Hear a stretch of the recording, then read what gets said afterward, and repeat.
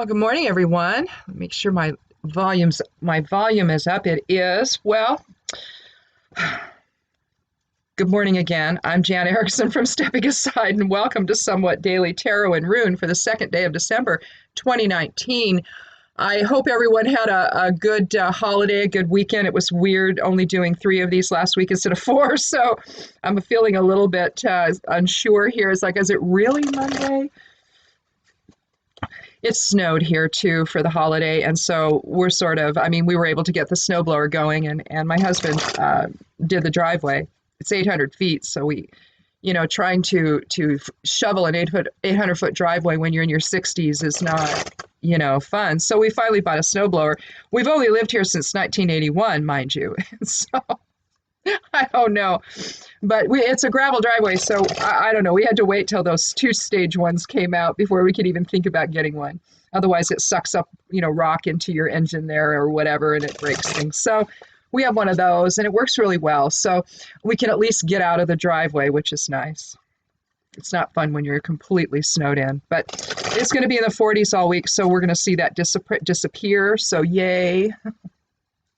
It's nice for a day, and then it can go. So I grew up in Alaska, so I've had my fill of snow. I don't need any more. So we live at 3,000 feet above sea level, where you're guaranteed to get at least a little bit during the winter. And sometimes one winter, oh my Lord, it was here for 3 months. It was awful. I think that was the 2016, 2017 winter. It was just awful. We didn't have the snowblower that year. Yeah, my husband had to clear the driveway by hand 3 times. So at least we had it this year. So the correspondences are up. I did those last night. I was writing all weekend long. I told you guys last week that I set up a Patreon account for those who want to support my work. Thank you so much in advance. The tiers they don't cost very much. I set a $1 and $3 and $5 tiers. So it's just a little monthly patronage to help defray blog costs and whatnot. Because believe it or not, it does cost me some money to host a blog every year. So actually, a couple of times a year, I have things I have to pay for on it. And so in any event, there's that. If you want to check that out, I have a link to it beneath the video here with my other links. There's a Lilith forecast that went up on that.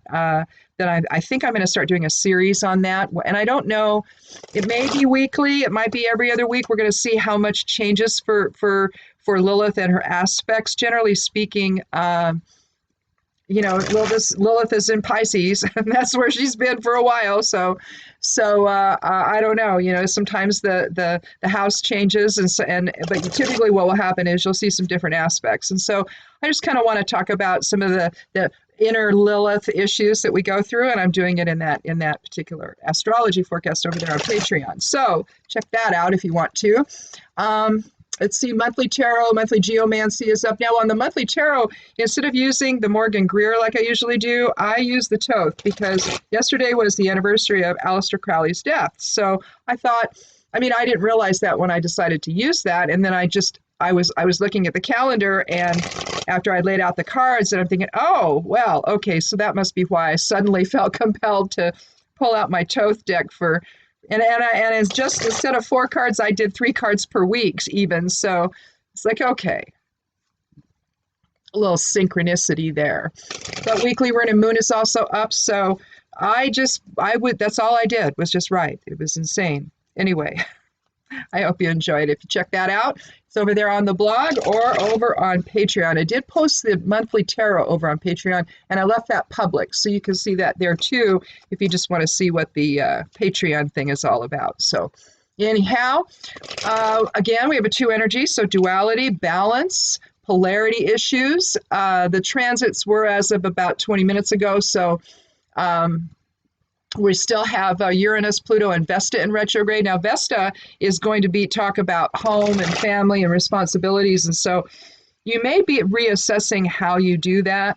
A lot of the time, it can surround, maybe how you're managing work and home, but at the same time, I always feel like you're going to see issues with Vesta arise in different, time frames of your life. And so in the case of my age, and I'm 62, the issues I think about are how do you maybe manage your involvement with your family, with your children, with how does your relationship with your spouse, if you're married, or your partner, how does that change? How does, if you're both retired, how does all of that change? When suddenly you're both home together, and you're having to renegotiate how everything gets done in the house and all of that. So that's kind of when Vesta's in retrograde. Those are the kinds of things you can reevaluate.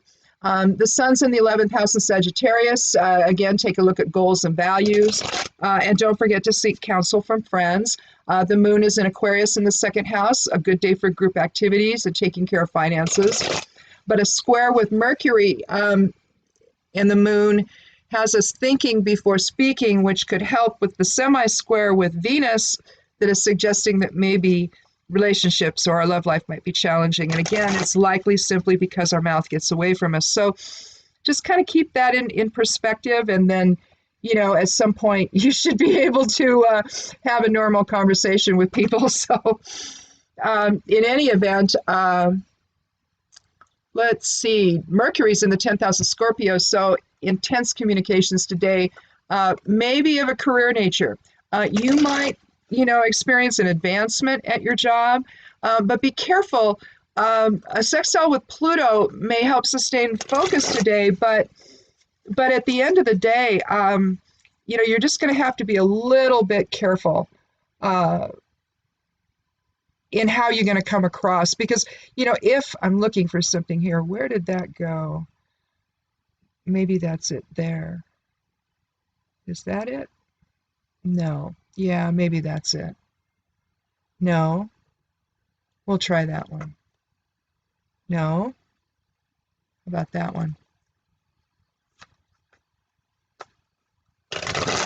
I have some tarot notes up on my iPad. I thought it was easier to look at that than it was to have my book. But if not, I have my book. I'm just not sure what happened to my copy of what I was looking for.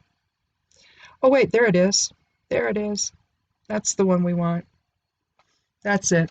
It's like it occurred to me, I could have lighted stuff to look at instead of, because I'm in the darkness, I only have candles. And so inevitably, if I have to check something on a particular card, if I'm not remembering something and I know something's there, I'll go check, right?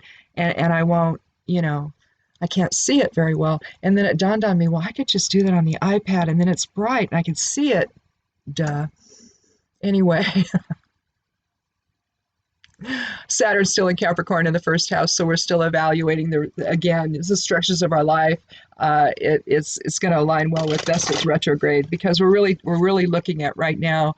And I don't know. Sometimes that happens at the end of the year, where you're starting to take stock of what was and what will be. In December we do that. We do that in January too. So I don't know. It could be reflecting some of that.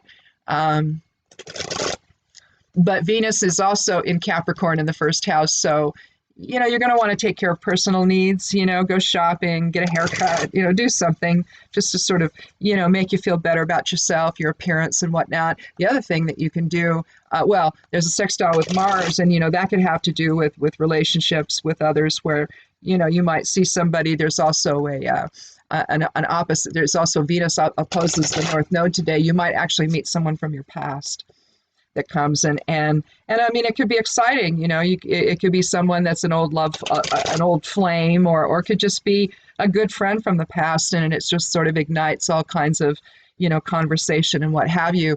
But it also could have to do with starting a project and getting really passionate about it, and just having it just be occupying everything, today. So that could happen as well. So let's go ahead, though, and get started on the reading. We'll go back up here and take a drink of tea. Hopefully my voice will hold out. I wasn't sure. I had to start this again one time, so this is my second attempt. I started coughing, so we'll see how I go. But in any event, let's go ahead and take our first 3 cards and see what we have for today. If this is your first time here, welcome. Thank you so much for coming by. Click subscribe. I'd love you to do that. And check out the blog, and if you want to, my Patreon account, and select a tier.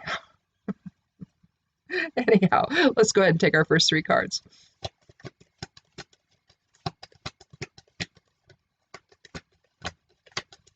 As usual, Mondays, my hands don't work very well. I take the 13th card each time just for randomness sake. Here we're starting out with the Hermit today. Excuse me. Here the coughing starts. I stay away from people, and I take a lot of elderberry tincture and a lot of nettle tincture and all of that to try to, I did some wild cherry bark this morning, try to keep the coughing at bay. But I try to stay away from that so I don't get the flu.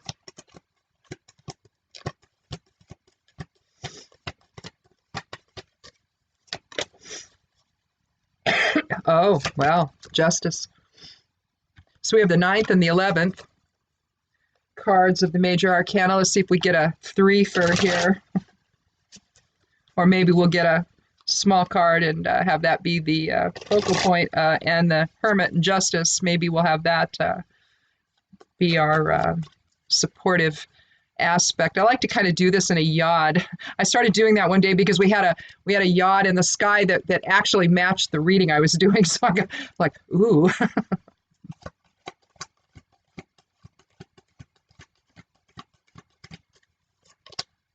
The Ace of Wands, almost as good. Aces are interesting. You know, they're said to contain the all the elements, or all the aspects of the suit that they're in. In this case, Wands depicts fire. What we're going to do, what I'm going to do here is I'm going to indeed put this in the center, and this will be our focal point of the reading. So the Ace of Wands. I think what I want to do there, you know, this is the birth of creativity. We see a hand reaching out from the clouds. That's a recurrent theme in tarot, by the way, where what we're doing is we're essentially we're receiving information or assistance or support or help or energy from an unseen force, and likely it's spirit. So we see that as a recurring theme, though. I'll set my fan over there. In tarot, and as with, you'll see also pillars, other kinds of things that you'll see throughout. Maybe they're shown a different way, but it's kind of illustrating the same thing. So the hand reaches out from the unknown with a crude club, beginning the Ace of Wands, the beginning of creativity, the beginning of will. Birth of creative thought, perhaps, passion, power, energy. Not necessarily the heat from within that I'm feeling right now. Yeah, you know, I'm an honest person, so, you know, if I'm going to have a hot flash on, I'm not going to stop. I'm just going to have it and fan a little bit, and, you know, it is what it is. I don't know. So we need to look at what's the basis of this. You know, one of the things we talk about a lot here is the idea that we are not the bodies we inhabit, that in fact it's just a very small aspect or amount of our energy that we slow down enough to focus into a body, basically. The rest of it is the astral self. It's the soul. It's the non-physical aspect of self that merges with all other non-physical aspects of self in the greater collective consciousness that we all are part of. You want to call it being the creator focused into form, you can do that, or aspects of the creator. Depends on how you want to see that. If you simply want to see your connectedness with source, then you talk about it one way. If you feel that there is a separation between you and source, which there actually isn't, but if you feel that and you feel yourself, you know, working your way back to that, then you're going to see it a little bit differently.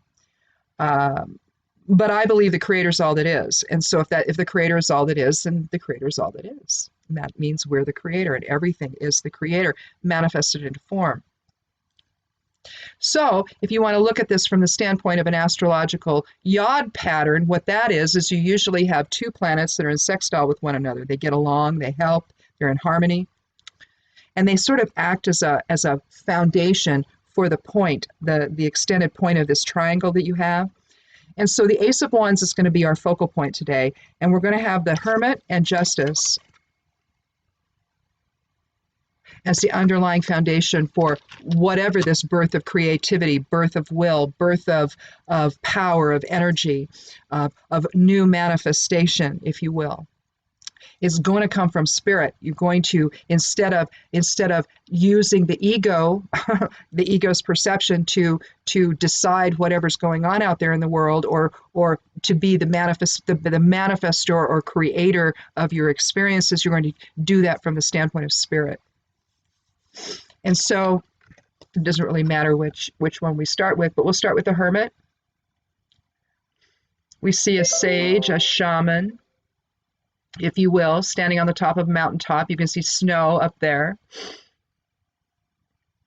He's holding onto his staff with his left hand, and he's holding on to the light.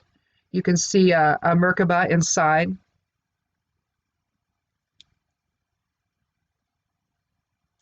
Providing spirit vision.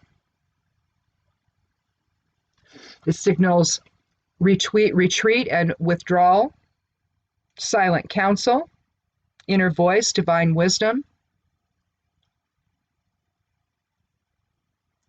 But with the lighted Merkaba, basically what he's doing is he's casting the light of spirit onto creation. Okay, that's what that's really about. He retreats to find inner wisdom, the wisdom from spirit to then inform, again, whatever this new creative process is that's happening for us today. Now, lest we get carried away with ourselves, because with the fire element you can, we have the 11th card of the major arcana, Justice, which I want to show you really quickly here, since we were talking about the tarot reading I did for the monthly reading. I want to see if I can find really quickly Crowley's version of Justice. Is it this one? No. Oh, well, here's his tower. Who does that remind you of? I love this deck. Oh, here it is. Here's Crowley's version of that adjustment. Look at that. Isn't that incredible? The balance that's struck there is it's just phenomenal. I just love this deck. I don't know. And I had originally started out with buying just the I just dropped some on the floor.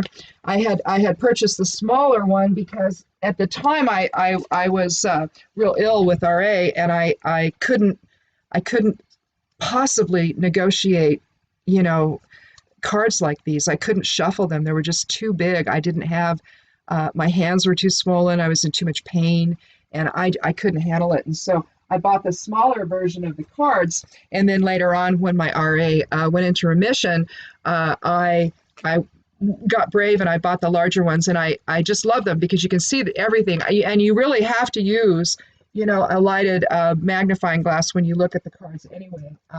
Otherwise, you miss what Lady Frida Harris did with all of them.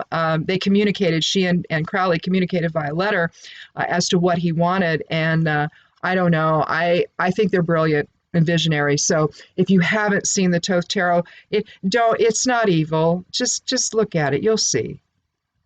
Very elemental, a lot of flow, a lot of energy.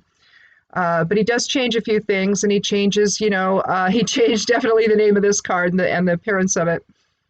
But here we have Lady Justice holding the scales in her left receptive hand and and a sword in her right. So you've got elements of air here. You've got justice. You've got balance, fairness. Again, we talked about the notion of the hand reaching out from the clouds as being a recurrent theme. And then I also said you could have like pillars and things like that. Well, you have this present here as well. So you're looking at basically here balanced reason, equilibrium, decision, legal issues possibly. But I think what it's talking about today, sometimes passions and will can get away from us. And maybe we're just overly focused. We've got some Scorpio issues today. We talked about that with, what was it? Was it Mars? Did I forget to do Mars? No, Mars and Scorpio in the 10th house. It's their ambitions surrounding career today. Again, if that's reflecting, if the Ace of Wands is talking about that, then you're going to want to approach all of this with wisdom, clarity, purpose, and also with an eye to balanced interactions and exchange with other people. If this is a situation where you are vying for a position today in a job or what have you, understand that other people perhaps that you work with are vying for the same position. And so you want to, when all is said and done and the decision is made, you want to still be able to be friends with your coworkers, even if you're the one that's getting the advancement. You're going to have a way to process that in a way that's not authoritative and in a way that's still inclusive with other people.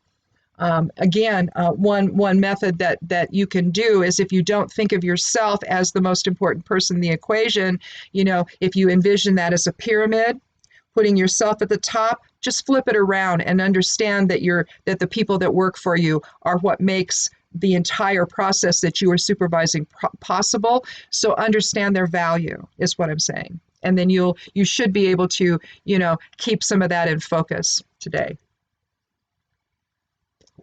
So, if you're competing for it, if you don't know the outcome yet, just go ahead, put your best foot forward. Again, inner wisdom, inner voice, do it in balance, and you should be okay.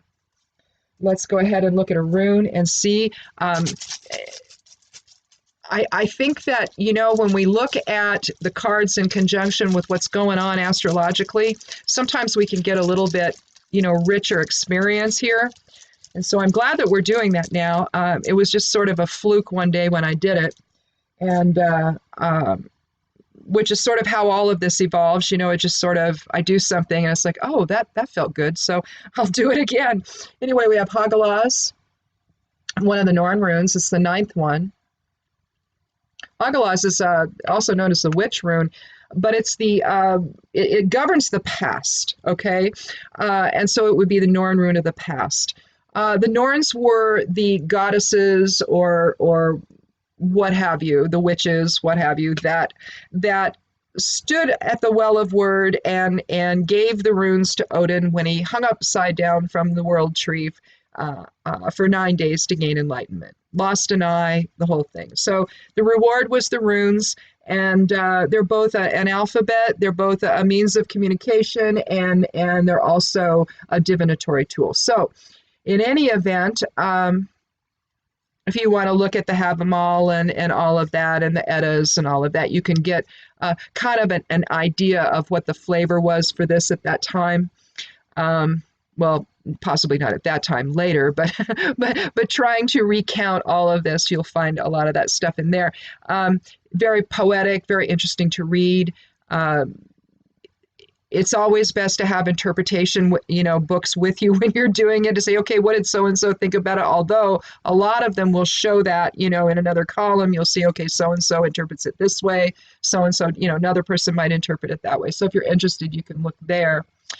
Lots of different books on it, and it's just interesting. I like the underlying history behind, what I do here, and so you can find a lot of it there in terms of runes and Celtic mysticism and all of that. So, but Hagalaz is about destruction in preparation for change. Destruction within or change that takes place within a fixed framework. So again, career, that could be your fixed framework if you're looking to advance there at the job.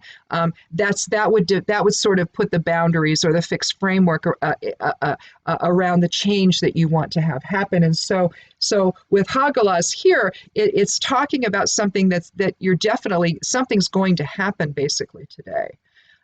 For you, or at least begin the process of happening. You might have to, in other words, if it's interviews today, for example, they're going to talk to you a second time to make their final decision. So you can see a lot of that today, where where things are starting to come apart, in preparation for something new to happen. But let's do the geomancy rune and see if that's going to support or maybe hinder or give us maybe an outlier as to what really might get in the way today. Let's see. Well, okay. Here's the thing about geomancy and old geomancers from ancient times. That one will work. There's a few of them that if you draw that to begin with in a reading when you're going to do a shield chart or however you're going to do it, you might do it in a house chart, but usually I do it in a shield chart. You can see that in the monthly geomancy reading that's up on the blog. You can see what that looks like.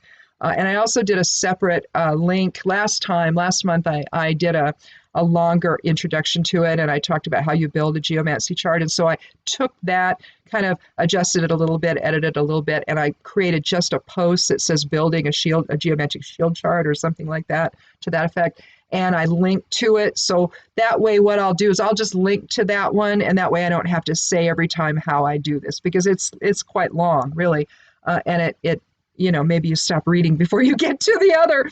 But anyway, it explains how to do that. So click on that link if you want to see how you build a shield chart. But one of the things that they will tell you in all of the books on the subject is that there's three different ones: Rubius, Kata, Draconis, and Carcer. That if you do that on the first rune, you need to destroy the reading and all of that. I don't believe that. All right. I don't. It's like they say, oh, it's just too evil to continue. Well, I don't know. Witches are different, I guess. But I won't be insulted. Usually I'll say something snarky, but I'm not going to do that today. You can just, the snark is implied, right? So we're going to be brave, and we have Carcer here, and Carcer's about self-imprisonment. Kind of looks like a little cage, doesn't it? So issues of self-imprisonment that are maybe at the heart of the Ace of Wands here, also at the heart of Hagalas and destruction and preparation for change. Maybe today we are going to break free. Whether I know I did this in terms of, a career focus as a possibility, but maybe today with Carcer, we're talking about, and in conjunction with the Ace of Wands, maybe the feeling of feeling trapped or feeling imprisoned or what have you, whether it's generated by self or maybe a situation that we're in that's really not, within our control. Maybe we're ready to find a new solution to that today. Maybe we're ready to break free with the Ace of Wands. We're going to, however, we're going to let Spirit inform that process by the Hermit, going and retreating and finding that inner point of stillness where we can access that information that's of a spirit nature. And instead of coming from the place of ego, which, nothing ever good happens from there, you might have fun for a little while, but eventually, the chickens come home to roost, as they say, and pretty soon you really should have just listened to the angel on the shoulder instead of the devil, right? And then the other side of the coin is to do so in balance and in justice with other people. You can't simply, some of the imprisonment that we have, if it's self-imposed, perhaps it's based on perceptions that we have of other people. Maybe we've kind of been in a little pity party where we feel like, oh, I can't, or maybe it's the Lilith within blaming everybody else for the circumstances that she finds herself in. But the point is that it's not. Very often how you see, even if external forces are causing you to function in a particular manner, are creating the boundaries instead of you creating the boundaries that you're living within, you still have your own level of perception within that whole experience, and you decide how you see it all. So perhaps the self-imprisonment is in feeling wounded when it wasn't necessary, when it was really your own perception doing it, and perhaps those woundings stopped you then from advancing in a career or even trying to do something like that, or maybe has stopped you from maybe trying to think up new ideas or go in a new direction or what have you. And I think that what this is saying today is allow that process to just fall away, to let Hagalas destroy the boundaries that are likely self-imposed. All right. And step outside your comfort zone and go for something new today. But make the foundation of that and the creative impetus from that be informed by spirit instead of ego. And you should do well. Pretty cool. We did it. So I guess that's it. We're at about 30 minutes. So I think it's the perfect time to end. So again, check out the blog over at imsteppingaside.com. It's just your basic witch blog. It's got all kinds of things on it you might find interesting: Reiki, cannabis, being an empath. There's a grimoire, lots of different things. So check that out. Lots of things go up every week. A lot of the times daily. I put stuff up once in a while. For some reason, I don't always write on Fridays. I don't know why, but I don't. I should, but I try to get the correspondences done the night before, so I don't have to write. I can go do my shopping, or I can just take a day off and just do stuff that I want to do. So I don't know why, but a lot of the time I don't put anything up on Friday. I don't know why that is. But in any event, check all that out. Check out the Patreon site. It's Patreon, let's see, .com, I think, / Jan Erickson, and Jan and Erickson are capitalized. So that's that one. I guess that's it then. So we'll see you tomorrow. Thanks again for stopping by. I really appreciate it. And be good to yourself, be good to one another, and blessed be.